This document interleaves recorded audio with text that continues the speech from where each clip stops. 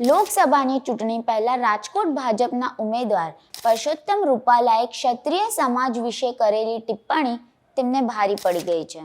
આ વિવાદિત નિવેદન બાદ વિરોધનો વંટોળ શાંત થવાનું નામ જ નથી લઈ રહ્યો।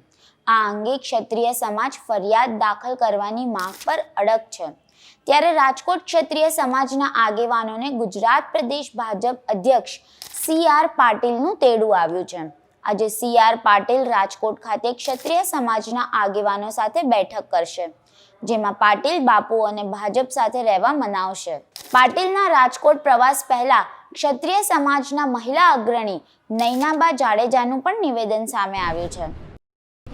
જય માતાજી, હું છું નૈનાબા જાડેજા।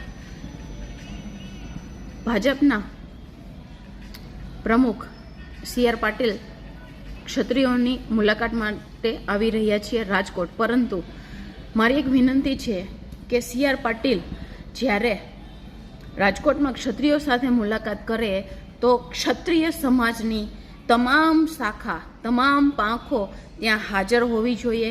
એમની સાથે મુલાકાત કરે, નહીં કે 10-15 જણાની સાથે કોઈ એક રૂમમાં, કારણ કે એમણે અપમાન જાહેર મંચ ઉપર કર્યું છે, જાહેર સભામાં કર્યું છે, એટલે વાત પણ જાહેરમાં બધા ક્ષત્રિયોની હાજરીમાં થવી જોઈએ, તો જ એ યોગ્ય કહેવાય। કારણ કે વિરોધ દરેક ક્ષત્રિયને છે, એટલે મારી એવી રિક્વેસ્ટ છે દરેકે દરેક આપણા ભાઈઓ બહેનોને કે આ જ્યારે પણ મીટિંગ થાય તો સમગ્ર ક્ષત્રિયોની હાજરીમાં જ થાય, એ વાતનું ખાસ ધ્યાન રાખજો। જય હિન્દ, જય ભારત।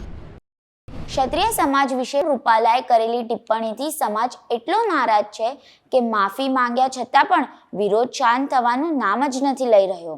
સમગ્ર ગુજરાતમાં ઉઠેલો વિરોધનો આ વંટોળ બનાસકાંઠામાં પણ જોવા મળ્યો। દાંતીવાડામાં ક્ષત્રિય સમાજને મામલતદારને આવેદનપત્ર આપી ગુનો દાખલ કરવાની માંગ કરી। પહેલા ગાંધીનગરમાં રૂપાલા સામે વિરોધ જોવા મળ્યો હતો।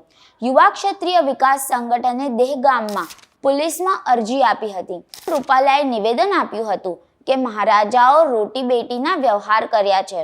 રૂખી સમાજ પર સૌથી વધુ દમન થયું પણ ઝૂક્યા નહીં। રૂખી સમાજે ધર્મ ના બદલ્યો। 1000 વર્ષે રામ તેમના ભરોસે આવ્યા। જોકે તેમણે આ નિવેદન પર માફી તો માંગી લીધી હતી, પરંતુ ક્ષત્રિય સમાજ ફરિયાદ સિવાય માનવા તૈયાર હોય એવું લાગતું નથી।